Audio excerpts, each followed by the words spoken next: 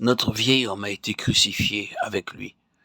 Par l'apôtre Paul, Dieu déclare que lorsque Jésus fut cloué à la croix, portant en son propre corps les péchés du monde, notre vieil homme, la race du premier Adam, a été crucifié avec lui. Telle est la déclaration de Dieu au sujet du calvaire. Certains incrédules disent, c'est le récit que Paul en fait, c'est sa manière de voir. Non. Il faut se rappeler que ce fut Jésus lui-même qui révéla son évangile à Paul, et non les hommes. Galates 1,12. Christ expliqua lui-même sa croix à Paul, lui montrant que la race déchue, la vieille création, fut aussi clouée sur la croix, et qu'elle y mourut avec lui. Voilà quel est le secret de la victoire sur le péché. Ce n'est pas vous qui vous séparez du péché. C'est en saisissant votre position dans la mort de Christ et en consentant à être greffé avec lui, vous comptant vous-même mort au péché, que le Saint-Esprit opère cette séparation du péché et qu'il vous amène à réaliser, en fait, cette œuvre de délivrance qui en résulte. Le Saint-Esprit ne manque jamais de rendre témoignage à l'œuvre du calvaire, du moment où, en toute sincérité de cœur, vous désirez être délivré de la puissance du péché. Il n'y a pas un péché, fût-il le plus grand, qui ne puisse disparaître de vous et vous laisser libre. S'il est mort, il est mort une seule fois pour le péché. Mais maintenant qu'il est vivant, il est vivant pour Dieu. Mettez-vous aussi bien dans l'esprit que vous êtes mort. Romains 6, 10, 11. Votre part est de vous considérer comme mort, même si vous ne le comprenez pas, de vous compter non seulement pour mort, mais de vivre dans l'instant présent comme mort au péché. Et cela de par votre choix, votre propre volonté, alors que le péché ne règne donc plus. C'est le seul moyen d'avoir la victoire sur Satan, car c'est par le péché volontaire ou inconscient qu'il nous tient. Et ce n'est qu'en saisissant cette vérité révélée dans Romains 6 que nous serons libérés. Quand le diable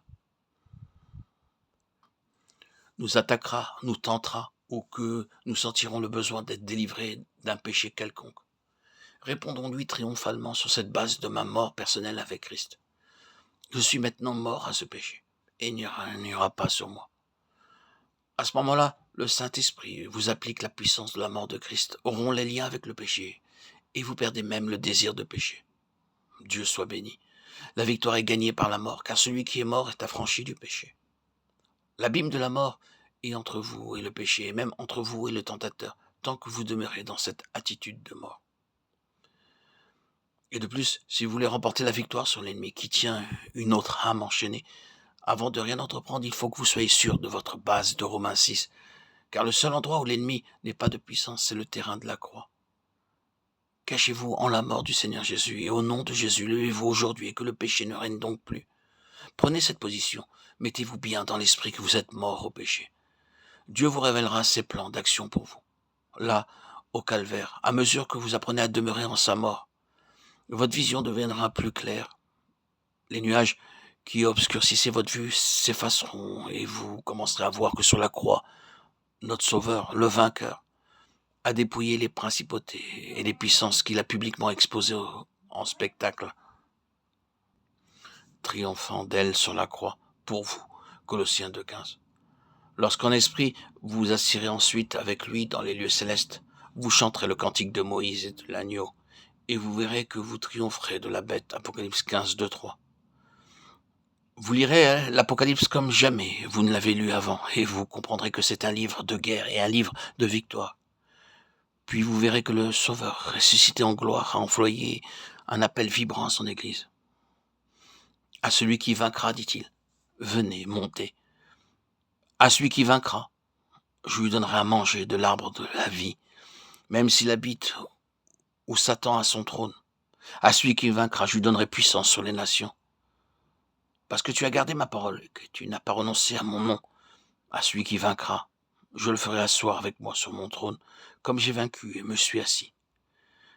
Et celui qui était assis sur le trône dit, voici, je vais faire toutes choses nouvelles. Apocalypse 21, 15. Celui qui vaincra héritera toutes choses. Oui, il est écrit héritera au verset 7. Le salut est un don, mais il y a un héritage de victoire, une récompense. Il héritera. C'est maintenant qu'est venu le salut. la force et le règne de notre Dieu et la puissance de son Christ. Car l'accusateur de nos frères, qui les accusait jour et nuit devant Dieu, a été précipité. Ils l'ont vaincu par le sang de l'agneau et par la parole à laquelle ils rendaient témoignage. Et ils n'ont point aimé leur vie, mais ils l'ont opposé à la mort. Apocalypse 12, 11. À la mort, jusqu'à la mort. Oui, la mort est le secret de vaincre par le sang et par la parole de notre témoignage. Que Dieu vous la donne à tous. Nous marchons en avant, en brûlant nos vaisseaux et en coupant les poings derrière nous, car nous ne pouvons plus regarder en arrière. Il faut marcher en avant, vers le prix, vers le but. C'est le Seigneur faire de vous un pionnier et que vous puissiez faire voir aux âmes la gloire du Seigneur ressuscité, la victoire sur l'ennemi et la victoire de sa mort. Vous frayez le chemin pour eux comme le Seigneur Jésus le fit pour vous. Suivre ses pas. Et elles suivront les vôtres aussi. Que le Seigneur vous compte parmi ceux qui lui conduisent les âmes pour sa gloire.